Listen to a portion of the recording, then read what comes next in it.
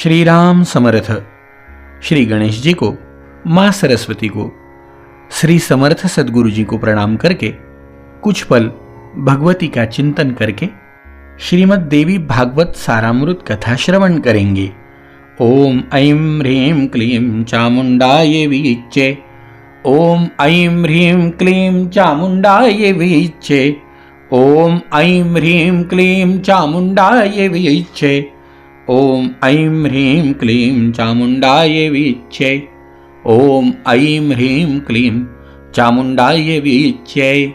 जगदम्बा माता की जय। सर्वमंगल मांगल्ये शिवे सर्वार्थ साधिके शरण्ये त्र्यंबके गौरी नारायणी नमोस्तुते। सभी श्रोताओं को सादर नमस्कार। श्री जगदम्बिकायै नमः। सूत जी कहने लगे, इति श्रुत्वा कथां दिव्यां विचित्रां कुंभ संभवः। इस अलौकिक एवं विचित्र कथा को सुनकर पुनः सुनने की इच्छा वाले अगस्त्य जी ने बड़ी विनम्रता पूर्वक भगवान कार्तिकेय से कहा, देवसेनापते देव विचित्रेयं श्रुता कथा। हे देव सेनापते, हे देव, मैंने यह विचित्र कथा सुन ली। अब आप श्रीमद् देवी भागवत का दूसरा महात्म्य मुझे बताइए। स्कंद उवाच। तब षडानंद जी कहने लगे, मित्रावरुण संभूत मुने शृणु कथामिमाम। हे मित्रावरुण से प्रकट होने वाले अगस्त्य मुने, अब आप यह कथा सुने जिसके एक अंश में भागवत की महिमा कही गई हो, धर्म का विशद वर्णन किया गया हो और गायत्री का प्रसंग आरंभ करके उसकी महिमा दर्शाई गई हो, उसे भागवत के रूप में जाना जाता है। यह पुराण देवी भगवती के महात्म्य से परिपूर्ण होने के कारण देवी भागवत कहा जाता है। वे परा भगवती ब्रह्मा विष्णु और महेश की आराध्या है। ऋतुवाक नाम से विख्यात एक महान बुद्धि संपन्न मुनि थे। हे अगस्ती, रेवती नक्षत्र के अंतिम भाग गंडांतर योग में उनके यहां समयानुसार एक पुत्र उत्पन्न हुआ। उन्होंने उस पुत्र की जात कर्म आदि क्रियाएं तथा चूड़ाकरण एवं उपनयन आदि संस्कार भी विधि पूर्वक संपन्न किए। महात्मा ऋतुवाक के यहाँ जब से वह पुत्र उत्पन्न हुआ, उसी समय से वे शोक तथा रोग से ग्रस्त रहने लगे और क्रोध एवं लोभ ने उन्हें घेर लिया। उस बालक की माता भी अनेक रोगों से ग्रसित होकर नित्य शोकाकुल और अति दुखी रहने लगी। मुनि ऋतुवाक अत्यंत दुखी और चिंतित होकर सोचने लगे, हे अगस्त्य, जब यह मुनि पुत्र तरुण अवस्था में आया, उसने किसी मुनि पुत्र की पत्नी का बलपूर्वक हरण कर लिया। वह दुर्बुद्धि अपने माता पिता की शिक्षाओं पर कभी भी ध्यान नहीं देता था। दिन ब दिन आगे बढ़ते जाने लगे। तदनंतर अत्यंत दुखित मन वाले ऋतुवाक ने यह कहा कि मनुष्यों के लिए पुत्रहीन रह जाना अच्छा है, किंतु कुपुत्र की प्राप्ति कभी भी ठीक नहीं है। कुपुत्र स्वर्ग में गए हुए पितरों को भी नरक में गिरा देता है। वह जब तक जीवित रहता है तब तक माता पिता को केवल कष्ट ही देता रहता है। अतएव माता पिता को कष्ट पहुंचाने वाले पापी कुपुत्र के जन्म को धिक्कार है। ऐसा पुत्र मित्रों का न तो उपकार कर सकता है और न शत्रुओं का अपकार भी। संसार में वे मानव धन्य है जिनके घर में परोपकार परायण तथा माता पिता को सुख देने वाला पुत्र हुआ करता है। धन्यास्ते मानवा लोके सुपुत्रो यद्गृहे स्थितः। देखो, जब हमारे भी जीवन में ऐसे कुछ घटनाएं घटती है, तब हमें भी ऐसा एहसास होता है कि सही है। कुपुत्र से कुल नष्ट हो जाता है, कुपुत्र से यश नष्ट हो जाता है और कुपुत्र से लौकिक तथा पारलौकिक दोनों जगत में दुख तथा नारकीय यातनाएं भोगनी पड़ती है। कुपुत्रेण कुलं नष्टं कुपुत्रेण हतं यशः कुपुत्रेण चामुत्र दुःखम नरययातनः। कुपुत्र से वंश नष्ट हो जाता है, दुष्ट पत्नी से जीवन नष्ट हो जाता है, विकृत भोजन दिन व्यर्थ चला जाता है और दुरात्मा मित्र से सुख कहां से मिल सकता है। कुपुत्रेणान्वयो नष्टो जन्म नष्टम कुभार्यया कुभोजनेन दिवसः कुमित्रेण सुखं कुतः। कार्तिकेय जी कहने लगे, एवं दुष्टस्य पुत्रस्य, हे अगस्त्य जी, अपने दुष्ट पुत्र के दुराचरणों से निरंतर संतप्त रहते हुए मुनि ऋतुवाक ने किसी दिन गर्ग ऋषि के पास जाकर पूछा, हे भगवान, हे ज्योतिष शास्त्रों के आचार्य, मैं आपसे अपने पुत्र की दुश्शीलता का कारण पूछना चाहता हूं। हे प्रभु, आप उसे बताए। गुरु की निरंतर सेवा करते हुए मैंने विधि पूर्वक वेदाध्ययन किया और ब्रह्मचर्य व्रत पूर्ण करके विधि विधान के साथ विवाह किया। अपनी भार्या के साथ मैंने गृहस्थ धर्म का सदैव यथोचित पालन किया और विधि पूर्वक पंचयज्ञ का अनुष्ठान किया। हे विप्र, नरक प्राप्ति के भय से बचने के लिए पुत्र प्राप्त करने की कामना से मैंने विधिवत गर्भाधान संस्कार किया, न कि वासनात्मक सुख प्राप्ति की इच्छा से।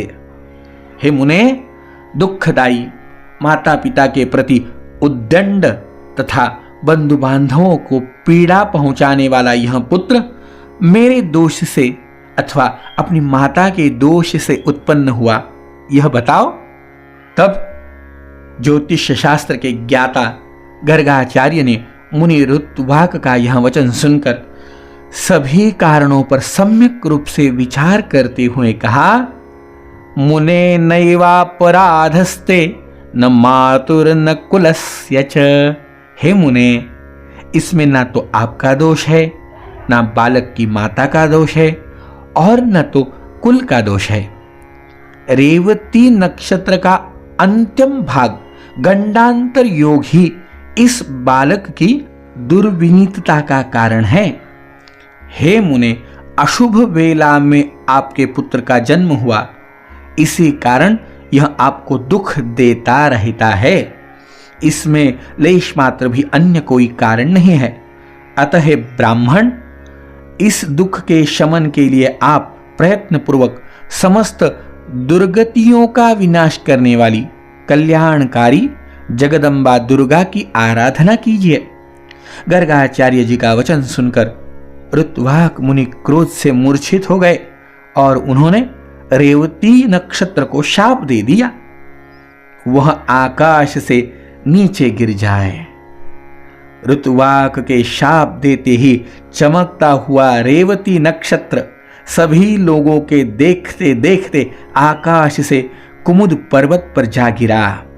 वह कुमुद पर्वत रेवती के गिरने के कारण रैवतक नाम से प्रसिद्ध हो गया और उसी समय से वह अत्यंत रमणीक हो गया। रेवती को शाप देकर मुनि ऋतुवाक ने महर्षि गर्ग द्वारा बताए गए विधान के अनुसार देवी भगवती की सम्यक आराधना कर कर सुख और सौभाग्य प्राप्त किया। कार्तिकेय जी बोले, हे अगस्त्य जी, उस रेवती नक्षत्र के महान तेज से एक कन्या उत्पन्न हुई जो अनुपम रूपवती होने के कारण लोकों में दूसरी लक्ष्मी की भांति प्रतीत हो रही थी। रेवती नक्षत्र की कांति से प्रादुर्भूत उस कन्या को देखकर मुनि प्रमुचन ने प्रसन्न होकर उसका रेवती यह नाम रख दिया। तदनंतर ब्रह्मर्षि प्रमुच उसे कुमुदाचल पर्वत स्थित अपने आश्रम में ले आए और पुत्री की भांति उसका धर्म पूर्वक पालन पोषण करने लगे। समय पाकर यौवन को प्राप्त उस रूपवती कन्या को देखकर मुनि ने विचार किया कि इस कन्या के योग्य वर कौन होगा। बहुत अन्वेषण के बाद जब मुनि को उसके योग्य कोई वर नहीं मिला, तब वे अग्निशाला में प्रवेश करके अग्निदेव की स्तुति करने लगे। प्रमूच ऋषि के स्तुति गायन से प्रसन्न होकर अग्निदेव ने कन्या के योग्य वर का संकेत करते हुए कहा, हे मुने, इस कन्या के पति धर्मपरायण, बलशाली, वीर, प्रिय भाषण करने वाले और अपराजेय राजा दुर्दम होंगे। तब अग्निदेव के इस वचनों को सुनकर मुनि अत्यंत प्रसन्न हो गए। संयोग से उसी समय आंखें टके बहाने दुर्दम नामक प्रतिभाशाली राजा मुनि प्रमुच के आश्रम में आ गए।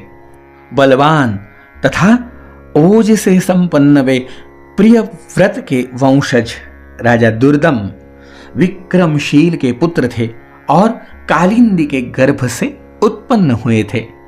मुनि के आश्रम में प्रवेश कर और उन्हें वहां देखकर राजा दुर्दम ने रेवती को प्रिय इस शब्द से संबोधित करते हुए पूछा, महर्षिर भगवानस्मात् दाश्रमात् क्वगतः प्रिये। हे प्रिय, महर्षि भगवान प्रमुच इस आश्रम से कहाँ गए हुए हैं? हे कल्याणी, मुझे सच सच बताओ, मैं उनके चरणों का दर्शन करना चाहता हूं। यह सुनकर कन्या बोलने लगी, हे महाराज, महामुनि अग्निशाला में गए हुए हैं।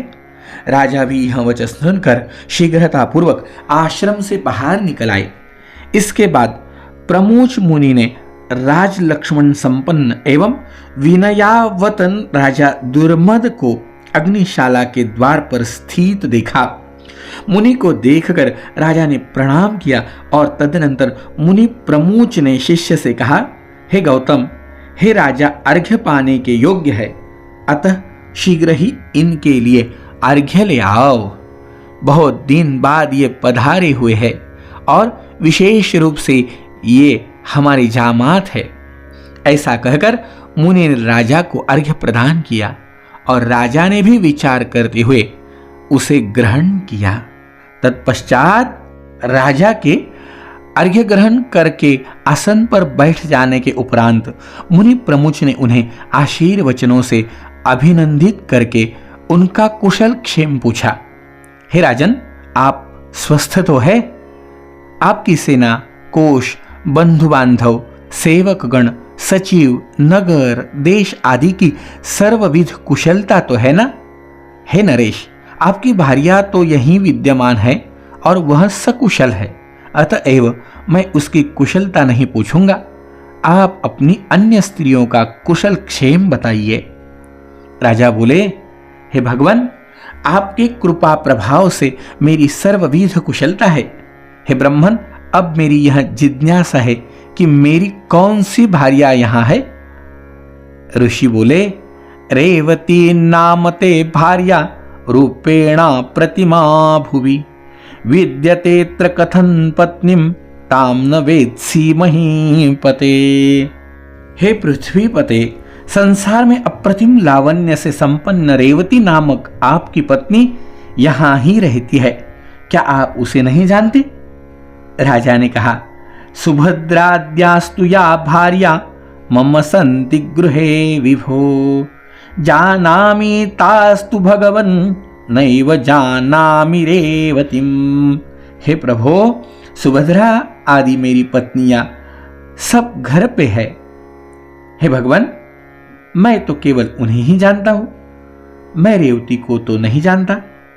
हे महामते, हे राजन, इसी समय प्रिय के संबोधन से आपने जिससे पूछा था, अपनी उस योग्यतम प्रिया को आपने क्षण भर में ही भूल दिया।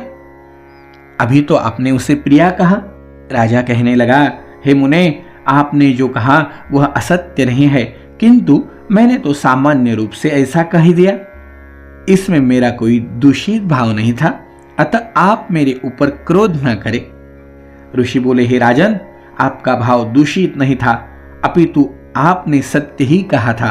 अग्निदेव के द्वारा प्रेरित किए जाने पर ही आपने ऐसा कहा था।